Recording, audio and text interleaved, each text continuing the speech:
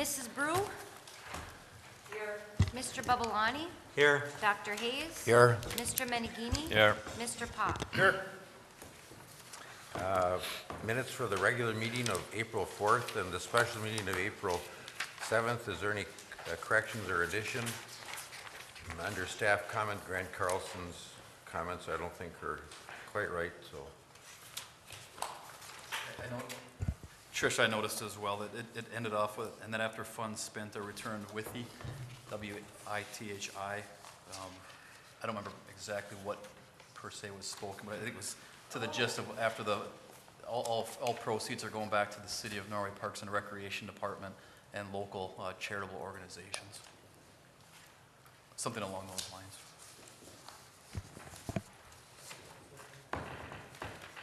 Is there any other corrections or additions? Otherwise, we need a motion to approve both minutes. I make a motion to approve both of the minutes for April 4th, 2016, and our special meeting, April 7th, 2016. Support. Roll call. Mr. Babalani? Yes. Dr. Hayes? Yes. Mr. Menegini? Yes. Mr. Pop? Yes. Mrs. Brew? Yes. Approval of manifest 2016-7 in the amount of $306,972.59.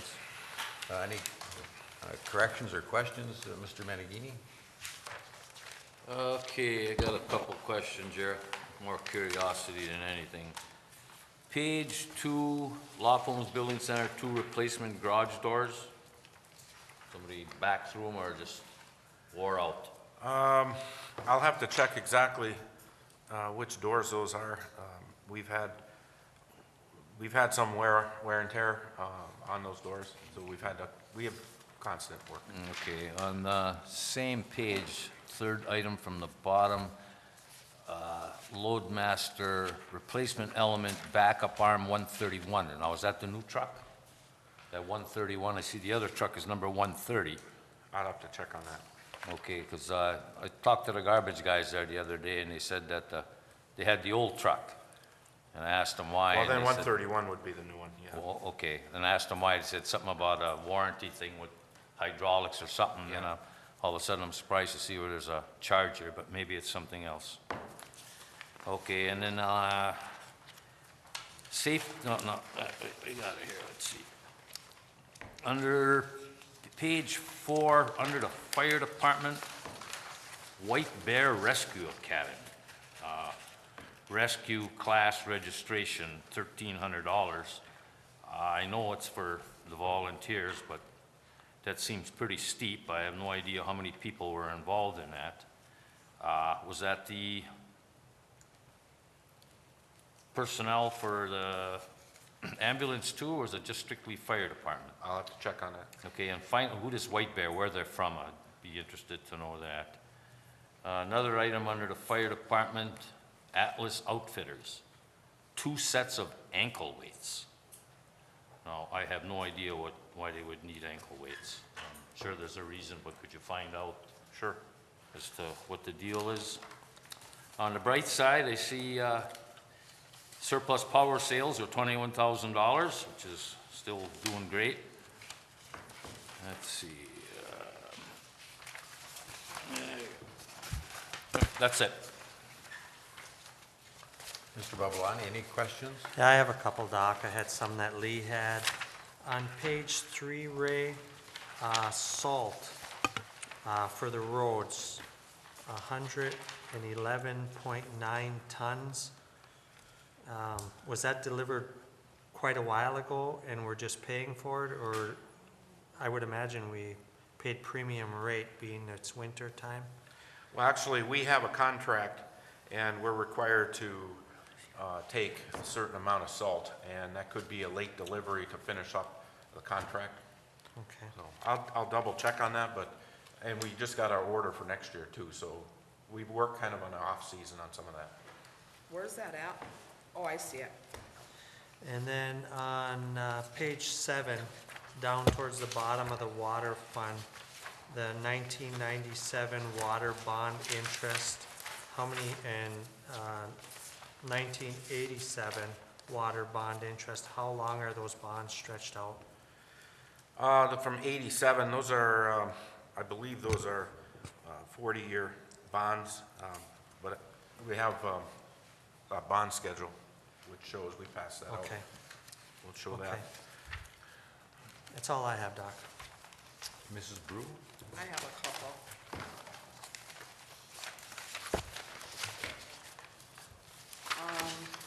On page 1, under general fund, computer expense,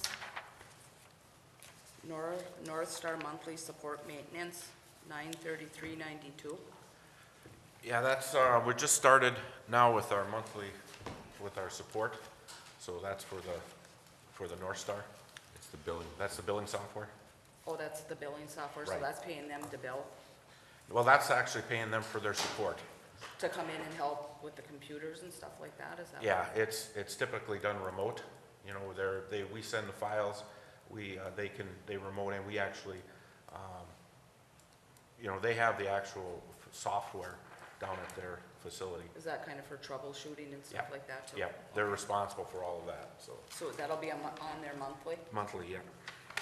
Okay, and then on page 2,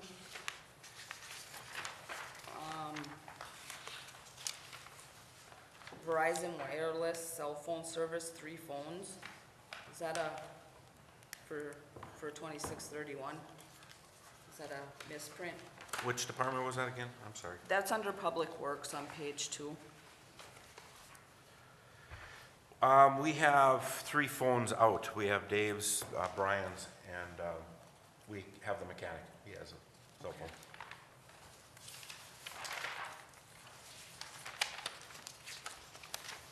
And then I have the same question on the electrical, Verizon Wireless, that would be on page 6. Same thing, cell phone service for 3 phones. I know that we have Foreman, we got Tim's, we got a general phone through them, and I'd have to check, I'd have to check to see who the third is. Is it a pager, the pager? It might be the pager, but I'll have to double check. Usually that's out of someone separate than Verizon.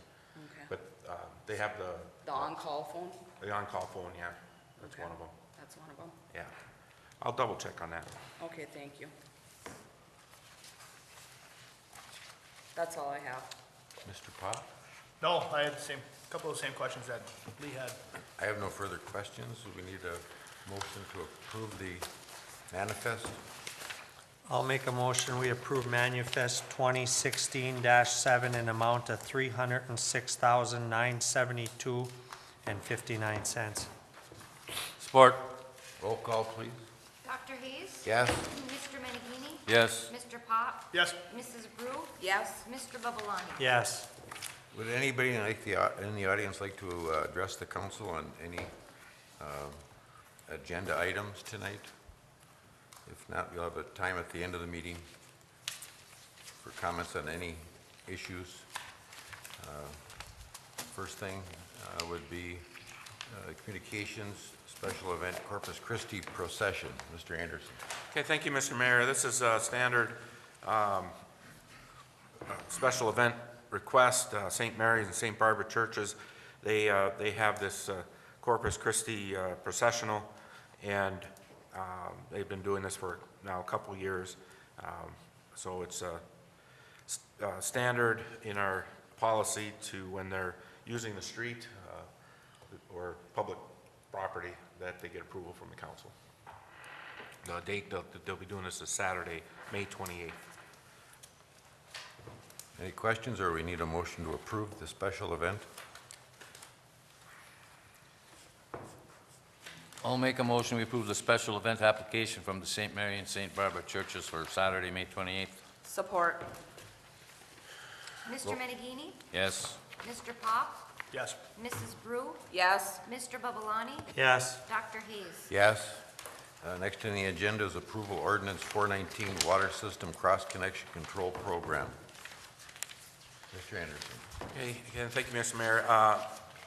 This is something that was given to us by the DEQ. They requested that we upgrade our cross connection control ordinance. Our previous ordinance was from 1973 and needed upgrade. There were 2 ordinances that we were selecting from this particular ordinance was a little on the more simple side. Because of the size of our system, the DEQ felt totally comfortable with us to have a more simple, updated cross-connection ordinance. So we're putting this out, ordinance 419, for council review and consideration. As I noticed in the report, that our charter only stipulates action following the approval of an ordinance. What we have done in the past with new ordinances or ordinances that have a need for comment and thought moving forward, we've put those through under what would typically be a first, second reading, which we use a committee meeting of the whole, and then we do a public hearing. This is pretty boilerplate. There's not much wiggle room. I mean, this is the ordinance that the DEQ is having everybody. There was one of two options that we chose, and so this is pretty boilerplate and housekeeping. There's one section, and again, this came somewhat quick. There was one section in the ordinance that I did want for sure for our attorney to look at, but it was under I think it was section 8. Yes, minimum and maximum fine violation. It's a civil infraction, so I wanted to make sure we were compliant. Grant, I don't know if you had a chance or have comment on that. I did have a chance to look at this, Ray, ever so briefly. We got the packet under our charter, but it's almost a default if it doesn't state it. It's a 90-day misdemeanor with the maximum penalties as indicated. If that's, that is a misdemeanor status under the ordinances. The other, and I don't mean to start opening up any worms at all, frankly, it's just it's a form, as you noted, from the DEQ. I'm sure that the council looked through, and if I had any questions, looking at the language of it, the one that did catch my eye under section 3 was regarding the right to enter properties for inspection. Certainly looking at the cross-connection issue and making sure, we've been, obviously everybody's been watching the issues regarding Flint and contamination issues. We have a very good and quality water source here at the city of Norway. We want to make sure that there is not any cross-contamination, so that I think that's the rationale for this in the first place. But though it's boilerplate, that I don't know if the council would want to take a look at the language of it. It does have the language right to enter property for inspection without any notice provisions. And that's one thing that did at least catch my eye. Just to, we certainly can't just go into any property without giving a little bit of a heads up. But when people take and sign on to our city water, there's certain responsibilities, and that's one of them is to not have the cross-connection issues and contamination. So we have to make sure our water system stays safe for the whole, for the group, for everybody. And that this ordinance does accomplish that. So I don't know if the council wants to start looking at tweaking language here at all, but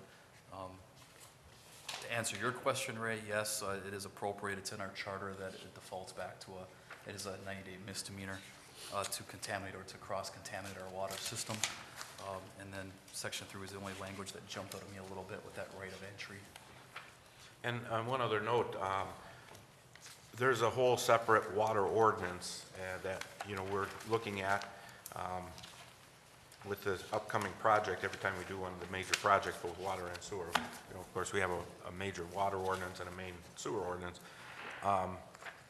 The right of access is a pretty specific topic within those ordinances, because as the owner of the system, we have to ensure that the water is safe for everybody else in the system. The whole point of the cross connection is that you don't connect something that then backfeeds into the main system. And so the DEQ, especially with the Flint situation, wants to ensure that the water utilities are maintaining that integrity in the whole system. And that is a provision that's heavily explained in that water ordinance. We have the right to shut somebody down. We don't have a right to access, but if we're denied access, we have a right to shut off, until we get access for inspection. I think that's probably the key, is that, it's not a barnstorming situation. It's, You think the language should refer that, Grant? Well, it's maybe as much a comfort level. I mean, the way it states, it does leave enough wiggle room. And then it cites back, within the ordinance, it cites back, in section number 1, it cites back to the administrative rules of the DEQ. And there's about 4 or 5 different sections referenced within that section. And I did print off and read through the administrative rules from the DEQ. And it does, the language in section 3, and the reason I brought it up, just it makes that general term, but the ordinances or the administrative code goes into more detail. And certainly, the city can't just start knocking down doors and enter somebody's home to do an inspection. As Ray's referenced, I brought it up more almost just for discussion's sake for the council. It's a broad-based language, and it gets narrowed down when you start looking at the nuts and bolts behind that are referenced within the DEQ's administrative rules. And certainly, of course, the city can't just ignore the Constitution and start walking into people's homes. It's the right of entry regarding inspection and looking on property as far as making sure there's not that cross-contamination, so we don't have issues by contamination and hurting the citizens. So, it comes from the DEQ. This, I believe, as Ray noted, it's a form, in essence, a form from the DEQ, and the language in the administrative rules gets into more detail as well. So I think it's adequate. I think it's appropriate. I just wanted to bring it to the council's attention because it jumped out at me. I think Ray did a nice job of explaining that as well. But I do have the administrative rules from the DEQ if anybody wants to take a look at them as well.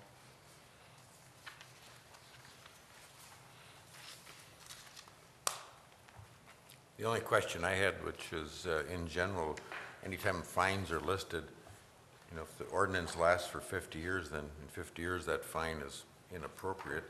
I think we should have an ordinance that would increase all fines per the standard of living increases, but that has nothing to do with this ordinance.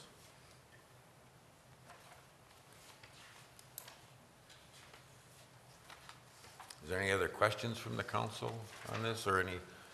I can understand all this, but it just seems funny after 43 years, all of a sudden, whoops, we got to change this. I mean, Add something. yeah, 43 years, give me a break, will you? I will say our 1973 ordinance is actually longer than this one. So, I make a motion, we approve the ordinance 419 for the water system cross-connection control program. Support. Mr. Pop? Yes. Mrs. Brew? Yes. Mr. Babalani? Yes. Dr. Hayes? Yes. Mr. Menegini? Yes. Number 8 in the agenda is Marion Park Tennis Court project bids. Mr. Anderson. Okay, thank you, Mr. Mayor. Yeah, this is a project that we've been working on with the Parks and Recreation Committee for a number of years. We received the first grant in 2013 for the first 2 courts, new courts. The second 2 we received in the spring of, we received in 2014. We worked with the DNR to put the 2 courts together in a bid so that we would have a more cohesive project rather than doing 2 last year and 2 this year. And so this spring we did bid the project out. One of the questions that was raised early on in the project is when we looked at, we did an extensive evaluation of our current courts, and we did an extensive communication actually with all stakeholders out in the Marion Park. We went up to the school, talked to the different grades, levels. We had a group of kids that came in. We also had different meetings down here at the City Hall. And I think one of the areas that was noted was, the first idea was to fix what we had. And we did some subsurface examination and found that there was organic debris that was down every bit of 13, 14 feet. So, and I wasn't here at the time when those were built, so I did try to do some research, and apparently there's an old barn that was collapsed, burned down, whatever happened, and they built over it, and that's what's causing the collapse. So when we talked about the right way to fix the courts, you have to dig down and really excavate that out and redo the subbase. In evaluating the cost for that, it was as much as moving it to a new location and starting fresh. There were some benefits actually with everybody going through the park plan in moving it over to its new location. One being that it's a better subbase, obviously. It's if it's sand or rock, and the other is that there's a dire need over by the soccer fields over time to have parking. There's a lot of concern about cars going in and out, and so that's where our master plan, we said, let's move those over. We don't have a tear out plan or a specific schedule on that, but over time that's what's going to be developed. So we went through, again, had the bids, and I laid out the bid results for you. The bid for the two courts came in at $143,000. The total project, we have $90,000 of grant funding. The total project with engineering was $200,000. So when you go down through how I laid it out, we have a remaining cash need of $20,000. So I know that's obviously going to be a discussion point for the council. Brought it to the Parks and Rec Committee last week, and there were a number of things that we talked about, but one that they felt strongly that we send it, approve the contractor, and then move forward. There are some ideas working with the engineers on some value engineering, try and bring that number down. I think we could also do some additional fundraising. We know we have $40,000 targeted, earmarked for the project in cash, so we need an additional 20, and I think there's some other groups that we can reach out to bring some additional money in. But at this point, you know, we also feel like there's some potential savings in talking with the contractor. We really can't have that conversation until we secure, you know, approve the bid and move forward with them. I think that's where the Parks and Recreation Committee was at, and so they made a motion to send the council with the recommendation to move it forward. Representatives from Coleman Engineering are here tonight. If you have any specific questions, they can also assist in the conversation. The cost of the city is just a $21,752, that's it? That'll be the cash Other than left the in- that we other- have to. Other than the in-kind labor? Well, no, we've raised $40,000, so we already have that cash. So the cost would be the $60,000 in cash. Okay, so it's the total between the two? Yes, it's the total between the two. And we knew that we were going to, from the original estimate, it was a pretty thin estimate. And then, of course, over time, we knew we were going to have to raise some money. So we went out pretty aggressively and looked for opportunities to raise some funds. And, you know, like I said, you know, bidding's bidding, and this is the number that comes in. I do think that because it's a small project for some of these contractors, you notice we only had two bids. We had Northeast Asphalt and Baco Construction. Early on, when I first started looking at repair replacement, I actually went to a contractor from Swamico, Wisconsin, who is actually in the United States Tennis Association's list of tennis court contractors. The school uses them for their athletic facilities as well, like their track. And they estimated a turnkey at $215,000. So I guess we weren't too far off from what they originally had estimated. Ray, on page 4 of this deal here, under the restricted funds, on a tennis court where it says $40,378.89, and then Yeah. it says plus the Norway Spring, what is that? That's not the property sale money No, that that's not Doc the- wanted to stick with the, No, that's not the Spring? property sale money. What that is, Mark, is that was that $10,000 agreement that Norway Spring had back in 2002. Okay.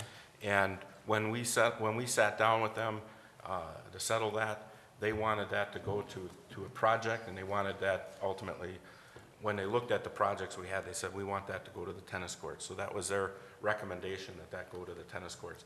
And I think it's because they wanted to have something that had their name on it, and it was Okay. something that was going to be done. Do you think it would be wise to do a soil bore over where we're putting the tennis courts? Do you guys, There wasn't, no, not specifically like a soil boring or anything. I think the theory was that there was some rock in that area, but nothing that was overly concerning as far as subsurface issues. we do have a water line that runs along the road. Yeah. We've done work over there and, you know, talking with the departments, it's pretty sandy soil. So, Okay. so we were thinking, in fact, when you look at the actual layout, I gave you a set of the prints. Yep. And you see the cut and fill, there's really, it's a pretty clean job, you know, when you look Okay. at the cut and fill side. We tried to balance that as much as we could. Yeah. So we're It's- not really getting into it too much. That was my next question. We're not going over the top of that water line, or are we? There's a line that goes and feeds the irrigation that goes under the court. I've talked to Dave a couple times about moving that line. We're still in that conversation about moving that line out. He feels pretty confident we can go over it because it is just an irrigation line and, but, you know, I'd hate to have. Say, what would happen if that line would freeze if it's not drained in the winter and break? Well, we have to drain those because they will freeze. Okay. Yeah, we have to drain those It's not out. that deep then. It's not that deep, and that's why we can't turn the water on out at Marion Park. You know, we have to wait, this is about the time when we can actually start working out there with the water, because we have to wait until that frost gets out of the ground out there. I would think it would be a wise move to move that line. I What do do you too, think? but, Yes, our recommendation, if asked, would be to move the line. Yeah.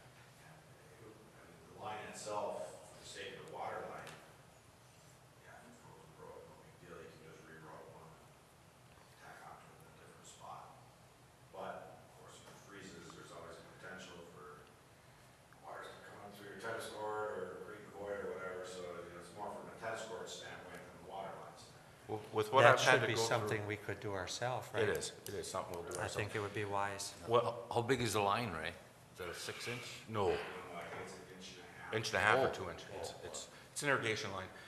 It feeds the bathroom, so, you know, that's one facility. It feeds actually 2 bathrooms. I believe it feeds the baseball bathrooms as well. But, you know, with what I've had to deal with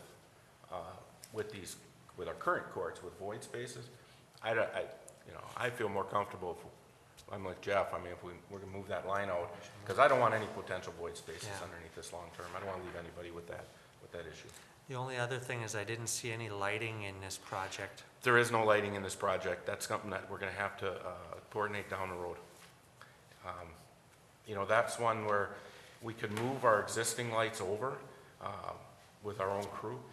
Long-term though, I'd like to, you know, I got a pricing on some lights, and it just puts just that much additional cost on it. So if we can raise the money, additional monies to get a lighting project down in the future, that's what we would do.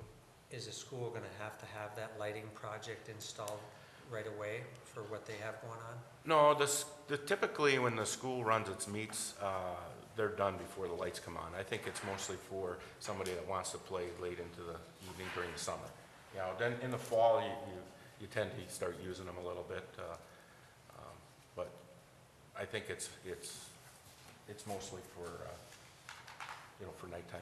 School had talked about possibly donating some money towards it back when I was on the council before. Has that materialized or anything or not? Well, the school board, I know I've talked with the superintendent and did meet at one time with the school board, and their recommendation was to work through the athletic department or the athletic boosters, and that's something that we haven't had generated a lengthy conversation on, but you know, it's something I'd have planned to do here in the future. I know that for all of the boosters,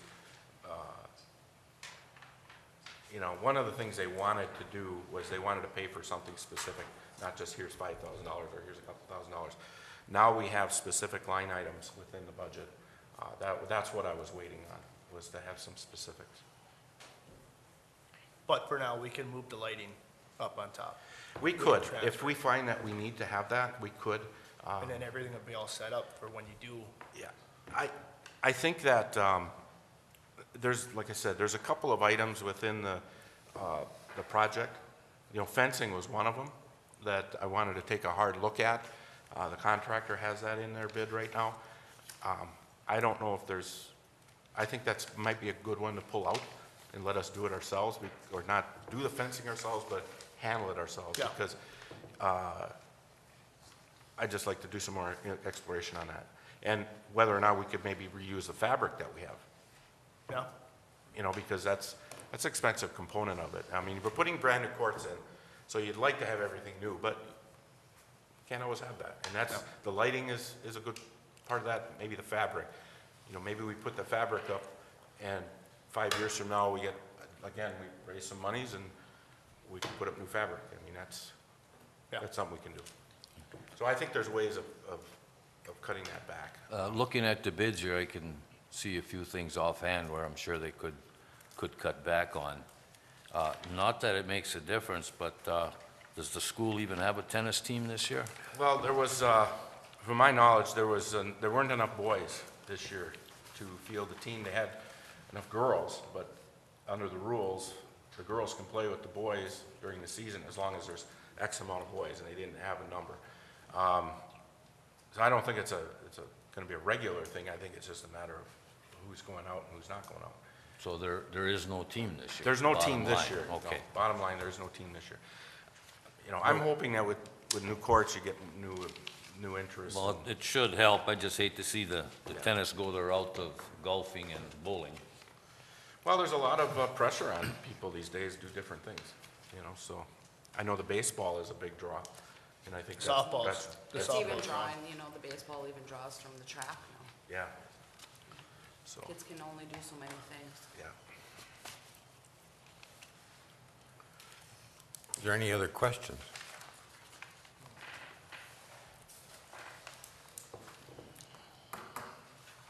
It should be noted that the two bids were just a few $1,000s apart, so this seems to be what it cost.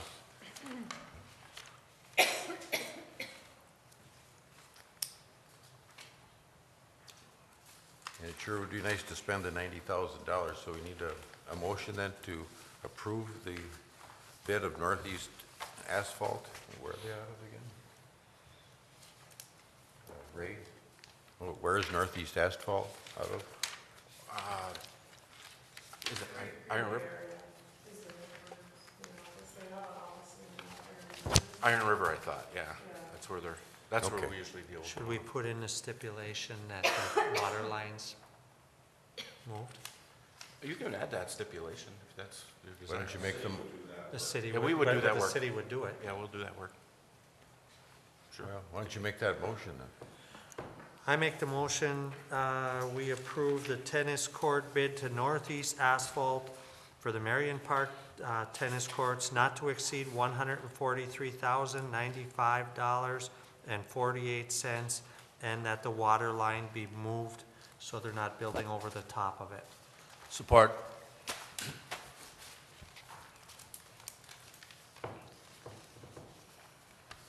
Mrs. Brew? Yes. Mr. Babalani? Yes. Dr. Hayes? Yes. Mr. Menigini? Yes. Mr. Pop? Yes,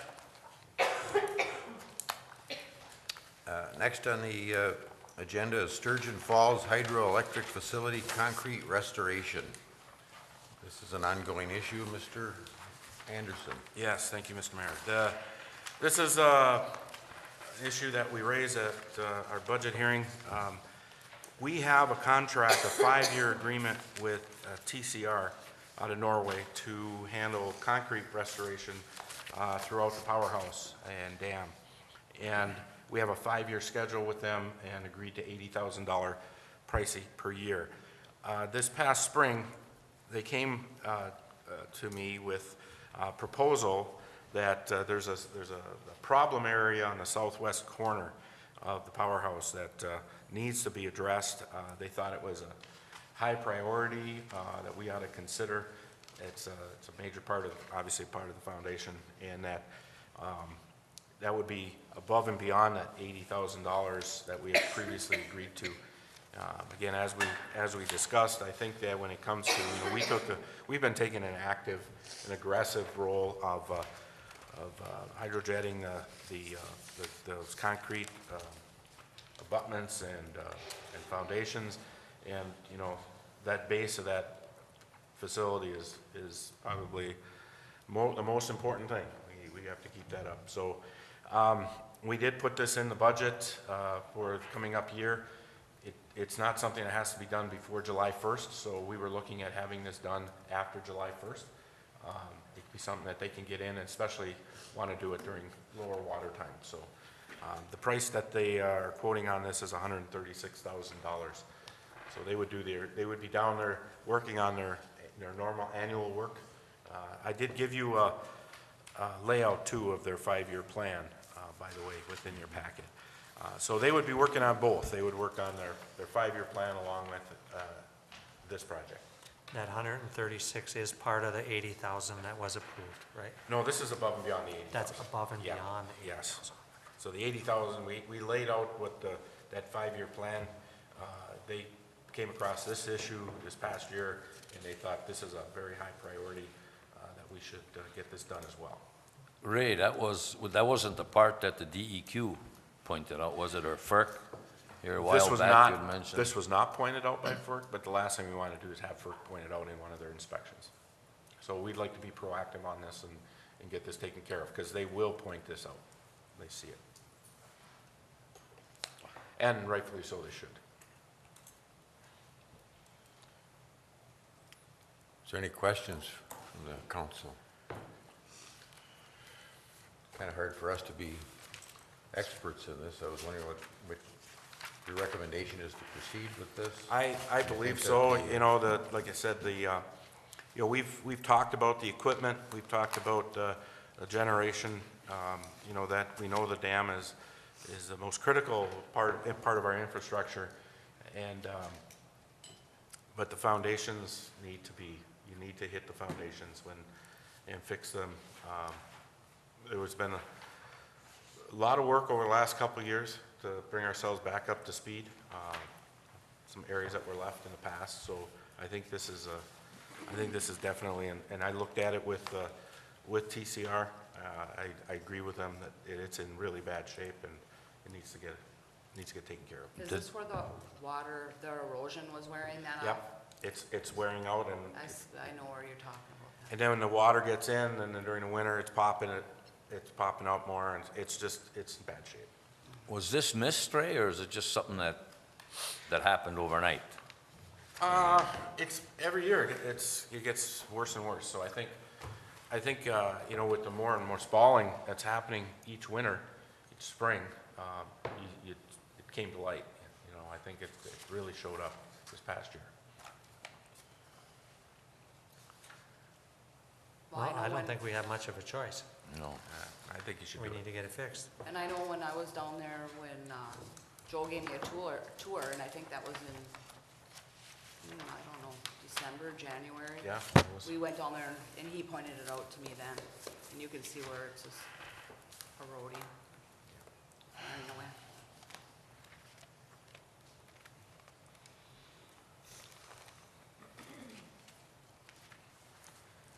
Do we need to bid this out or to have Well, other contractors look at it?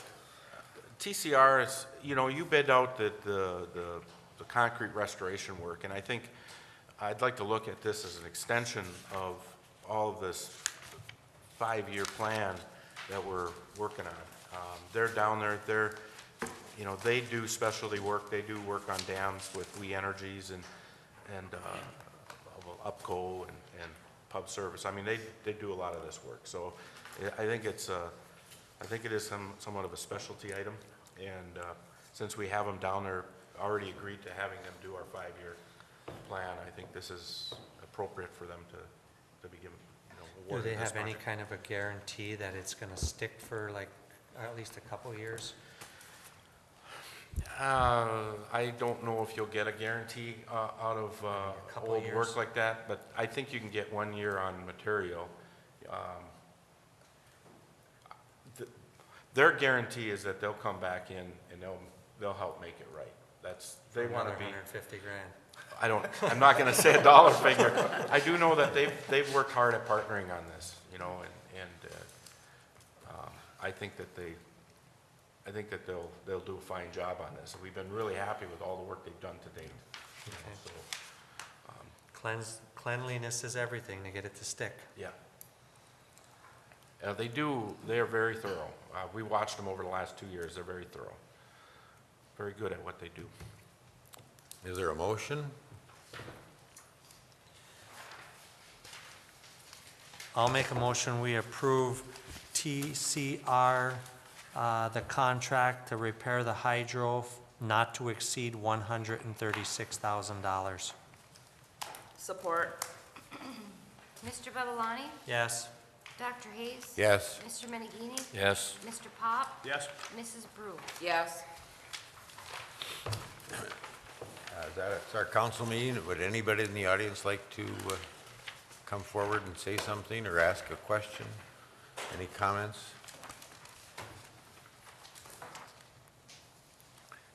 If not, Mr. Pop? I've got a question for Mr. Anderson. Looking at this 125, the celebration, whatever it is, they're trying to raise money for the new softball field out at Marion Park.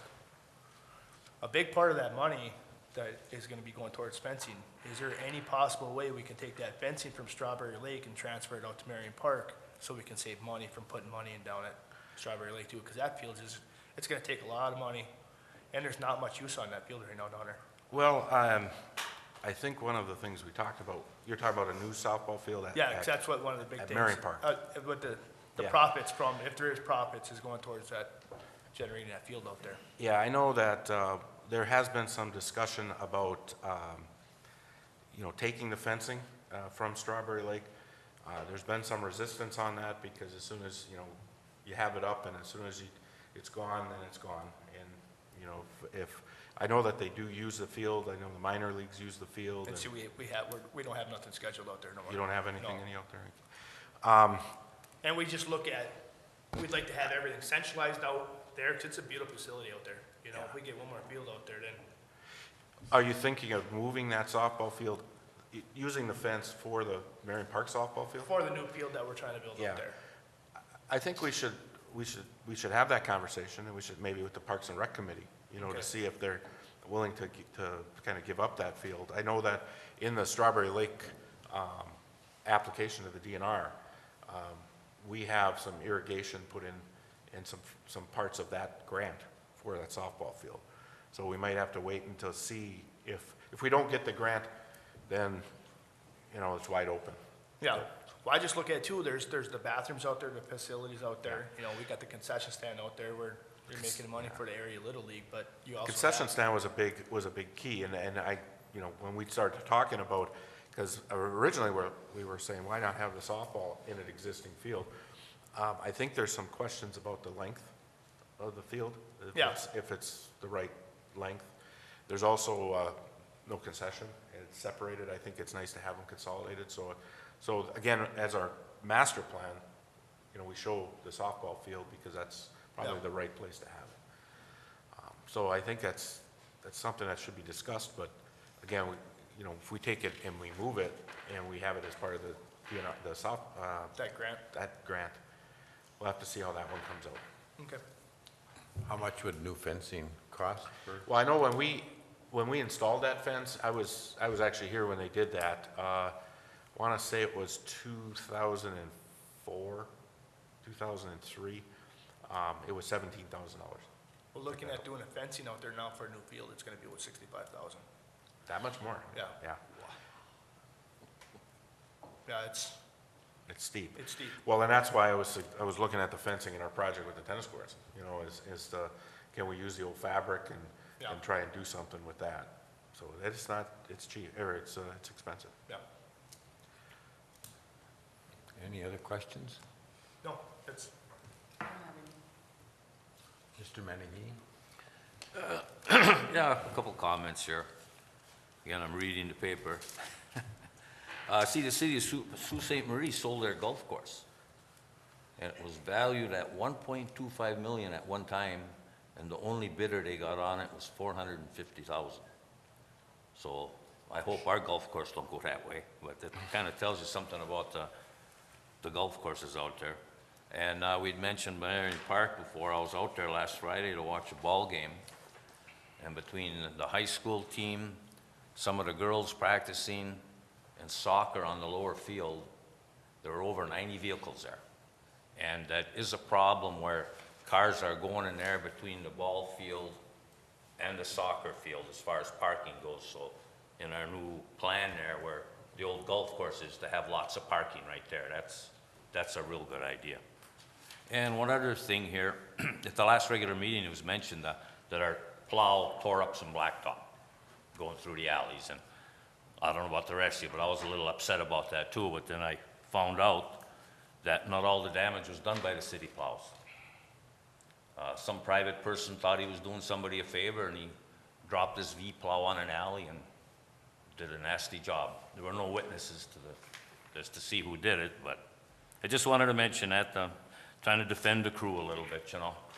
That's all I have to say.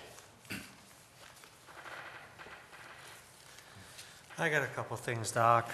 The power skids that we used to have for the Summerfest and the activities that we had once before, I was talking to somebody for the 125, and they said that we had to make up some new power skids. Does anybody know where those went? I believe that parts were used over time. They were used for other projects, and so they were dismantled. So we have to rebuild them. So we Not have, all of them. we We have have some. some of the parts? We have some, yeah. Okay. Okay. Being Lee brought up that Good Friday deal where it got tore up, Virginia Coombs called me again today. She said that she talked to Ray and she put in a work order over 2 weeks ago, and nobody's came down her alley to take care of the disaster that went through there. So I told her I'd mention it and see if we could get somebody down there to kind of straighten her up a little bit, or whatever needs to be done over there. She's elderly and she can't do it herself. And it was a city plow that came through over there, because I guess she's seen it. Salt shed. Do we have any plans on doing something with the salt shed in the near future? The roof is getting crazy bowed, and I think we should look at something. I know we don't have a lot of money for that, but we should look at something over there. We have a number of different plans. It's just a matter of, Probably should at least prop it up a little bit through the summer somehow. I don't know. The roof is gonna go down. yeah, we need, at some point, we're gonna need to move it and put it behind the fence and tarp it and wait until Okay. we have enough time for a building. That's, Okay. I don't think there's any saving that building. Okay. I really don't. Okay, well, whatever we gotta Yeah. do. If we gotta tarp it, we That's, gotta we're tarp close it. to doing that, Mark. We Okay. really are. Hanbury Lake, I would like to talk about, being we're gonna be doing some work down there, getting a beach, redoing a little bit of the beach area, putting in a boat launch or a fishing pier. I asked Grant to do a little bit of checking. I would really like to see the council's viewpoint on getting that as a no-wake lake, because I think that would help control the weeds. I do think people would use it more. You got a beautiful spot on the opposite side of the lake. Used to be Big Rock, to do a little bit of swimming. I'd like to talk about it council-wise and see what everybody thinks. Is to go no wake, just you'd be able to take small boat motors in there. I think we had talked about making it a non-motorized lake to keep the jet skis off and the. I think and it gas already is, isn't it? No motors on it? I mean, electric motors, yeah, but no gas-powered motors. As far as I know, I thought we had done that years ago. Yeah, it was converted over, I don't know, probably about 5-6 years ago. Ray probably would know about that. And I guess I would like to see what everybody thinks about going back to a no-wake, where you would be able to take a putter around there and not have to row or electric motor. I think it would get used more, and I'd like to see what everybody else has to say. Was there a reason why we went with no motors on the lake? We carried the policy from the county, and that was something the county put in. Bill Marquetti was the county controller at the time that they received the grant from the DNR, and he was a major advocate of having electric-only motors.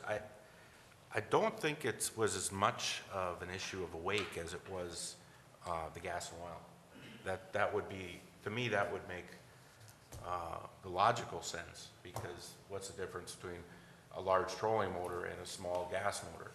But there's a difference the way it's administered. You can't have the small gas motor, but you can have the larger trolling motor. And we administer that through the access from our boat launch. I talked with the DNR about that. We need to, whether it's a wake or a motor restriction or any kind of restriction, it has to be, it's like our traffic control order. There has to be a control order for the lake, because the DNR owns and is responsible for all waters. And because the majority of the lake is in the township, the request actually needs to come through the township. So what we should do is formulate what we want, and I think the Parks and Recreation Committee would be a fantastic place to start this.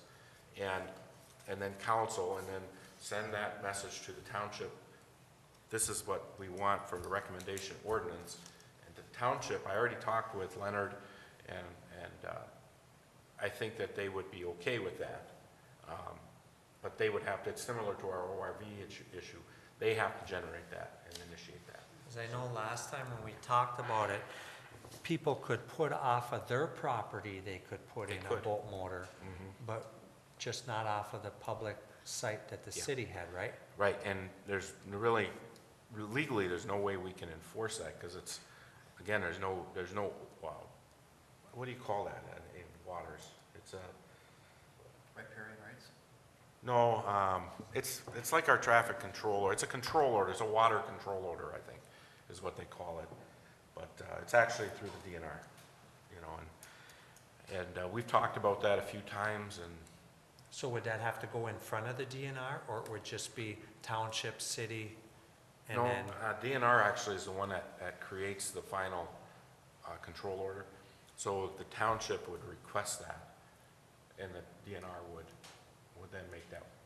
They would have a public hearing, and they have a whole process that they go through in order to I just think that it would help maintain that, the quality of the lake weed-wise, and I think the beach would be used a little bit more, and the whole facility would be used a little more. We're gonna be spending some money down there, and that's my thoughts. I What do you agree think, with Doc? you on that, Mark. I think that would bring more people to that area. You know, the lake's there, let them use it. And we're fixing it up. I think it would bring people to the area. It's worth looking into.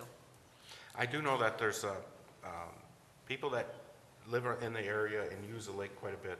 When we first took it over, they made their opinion noted very clearly that they liked the way it was run before. They were hoping we would do it the same. Whether or not that would translate into a small motor gas being allowed, or, you know, we would see. Under a control order, the DNR would definitely have public hearing, you know, so people would have an opportunity to come out and state their opinion. So, Because it is actually, it can have motors on it if the other property owners put them in off of their property, correct? that is correct. So I mean, the only restrictions that are there are off of the public's boat landing. Right, and it's treated as a trespass, because that's our rule. Yeah, I understand that. Yeah, so, yeah, you're right. I mean, if a homeowner on the opposite side decides to lug his jet ski down the hillside and put it in the water and keep it there, that, What do you think, Doc? Well, I'd like to see it without gasoline on it. I don't mind the electric motors, but I think there's too much chance of pollution. It's a pristine water. If you go there, you can see down 20 feet. I think I'd like to see it maintained without gas and oil myself. Yeah, I'm all for no wake. No wake with, you could still run. Little mini Tonka, whatever they call them, little electric motor. Just electric or, Just electric, unless, yeah, strictly electric, no gas. Well, that's what the local people had requested as well. Scott? I like the idea of having a motor. You know, I'm lazy. I don't want to be something like battery tie out there, you know, but I do think you're going to be bringing people in for fishing. Is there an inlet, outlet? Is this a Yeah, spring-fed it's a- lake? No, yeah, it's an inlet and outlet. So the pollution really wouldn't, it's not going to stay directly in the lake if you do have a gas motorized vehicle. You know, actually, the Conservation District, they were just at our last Parks and Rec meeting, and they're doing a quality study on the lake, because they have some grant monies for invasive species, so they've been doing a number of studies. They would be the prime, you know, water quality people to ask what that impact would be. And I wouldn't sit here and tell you, because it's just like Hamilton Lakes, you know, that has an inlet and an outlet, Yeah. and there's lots of activity and whatnot, and I know the water quality can, you know, goes back and forth, they struggle with that, but because of the inlet and outlet, you know, I think that saves Yeah. saves that lake, or those chain of lakes. I think that's what keeps Hanbury so clean, is the inlet and outlet, and I don't know what kind of pressure would cause any negative impact on that. I do know I went on a paddleboard and the weeds are horrible down there. Yeah, They're they get terrible. That's, a lot of people don't want to go down there because of that. Yeah, they You get fall off. There is You're stuck in- milfoil there too. That's nasty. If you got a boat going through there, it's gonna rip it up. You know, it's gonna clean it up a little bit. So I'm for a motor in there. No wake though. I don't want to see, you know, like Speedboat. jet skis and stuff like Yeah. that. That No. would be no wake. They wouldn't be able to go in there. Yeah. And if there's already motors able to go in there from the property, how many homes are on there right now? one. Is it that there's only one property owner? There's that's only along one, that there's lake? only one house on that, But there's like three or four there's some different lots property there, owners. but there's just the one house on that side. I don't think you could haul a jet ski down there. Well, no, a Right jet back ski, up. but if you got a pontoon boat, you can haul a motor down there Yeah. to the boat. But anyway, it might be something to look into. Talk to the county, see what they think, you know, or to the township, see what they think. Get the opinions there. Do we need a motion, or can you just No, I'll talk to just- the people? and I'll just do see that, and I would what we- encourage- See what they say. And I would encourage, you know, again, working this through the Parks and Yeah. Rec Committee, I'll bring it up to them again, and since we're doing, they are actually wanting to do a master plan just for the lake as part of this process, so, the Conservation District is doing that, so I think this is timely on that conversation. I got just a couple more, Doc. The road patching, I don't understand the madness to that. Seem like they drive through a half a mile of bad road to throw down 3-4 patches. I guess that's a personnel deal, Ray, for you. And then I'd like to remind everybody that we do have a dog ordinance. When you're walking your dog, you should be picking up after your dog. I got a couple calls on that. And the only other thing I'd like to touch base on, Ray, is how do you handle somebody using city property? Is there a form that all that stuff would have to go through, or how is that handled? What's the use, you know, I mean, Well, up at the shooting range, you had a private contractor that was teaching a concealed weapons class using the Norway shooting range. I don't know what the liability would be on that, but we've worked with this type of thing before, so it was probably given permission through the police department, because the police department manages the shooting range up there. Different groups have used it, you know, for so that. there's no paperwork forms that need to go through that? We haven't had them in the past, and Is- for that, because it's been very specific to, you know, to those controlled type individuals. That, I mean, this is a business. I don't know, is there any liability with us, Grant, on that? I mean, ultimately, if you're having a business use city property, like the example you're using, I'd prefer having some type of a waiver of liability, or kind of like we do with the out at the parks, we see these special use requests.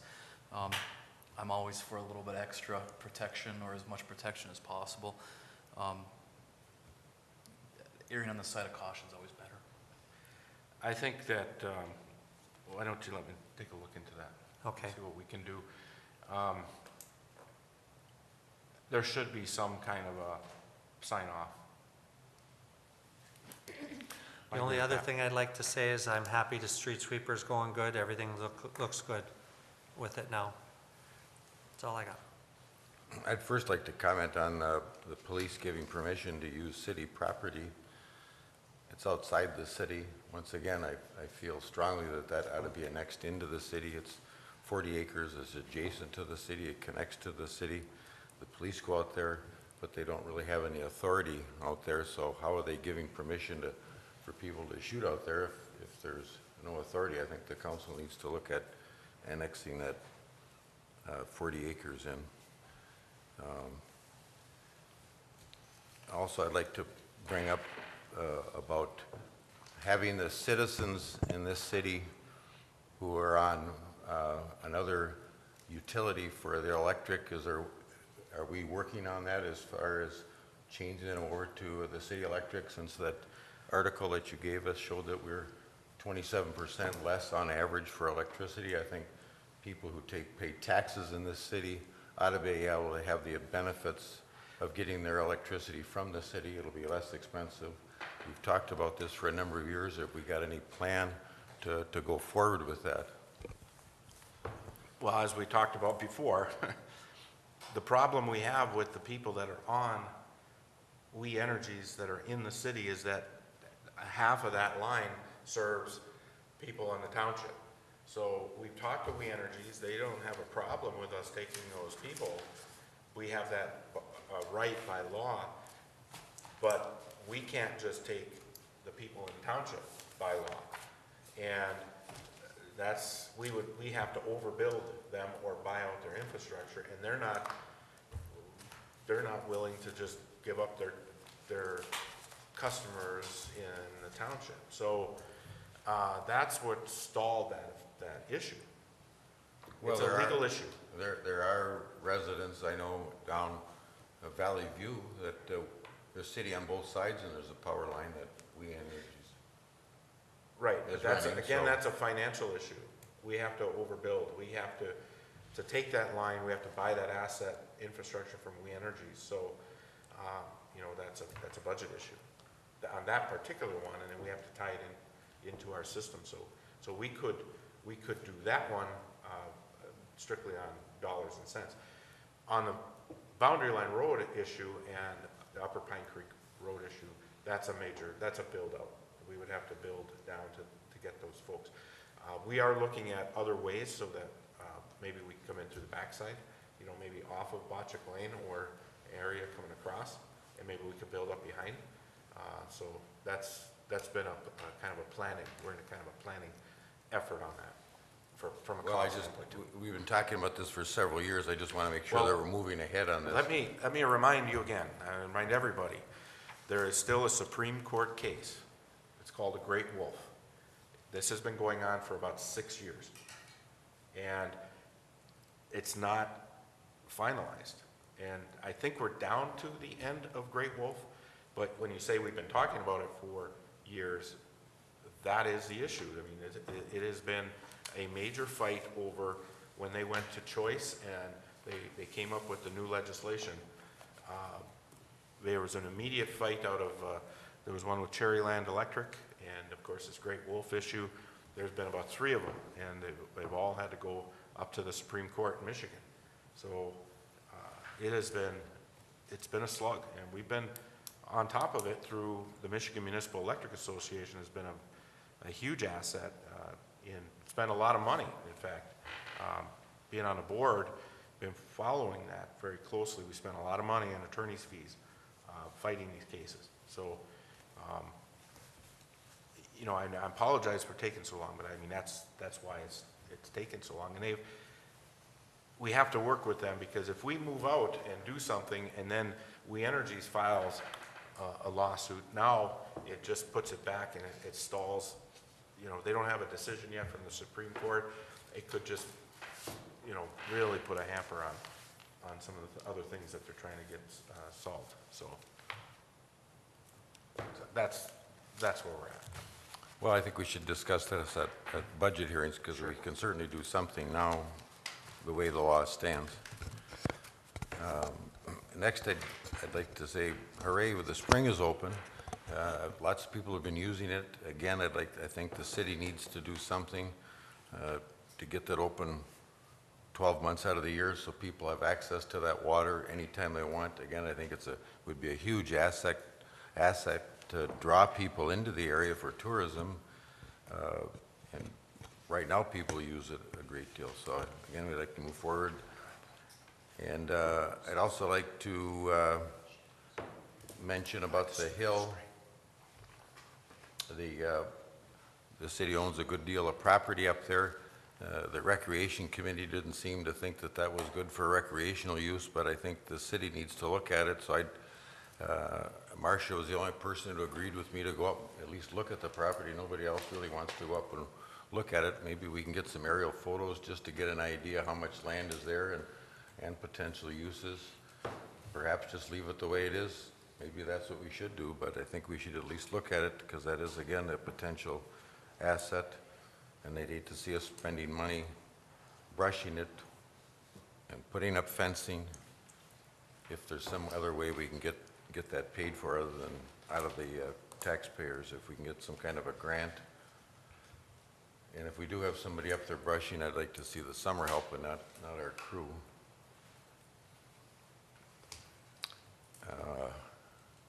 Mr. Carlson, any comments? No, thank you, Mayor. Mr. Anderson? I don't have any at this time. We need Trish never wants to say anything. With that, we need a motion to adjourn. I'll make a motion, we adjourn. Support. Dr. Hayes? Yes? Mr. Menigini? Yes. Mr. Pop? Yes. Mrs. Brew? Yes. Mr. Bugalayan? Yes.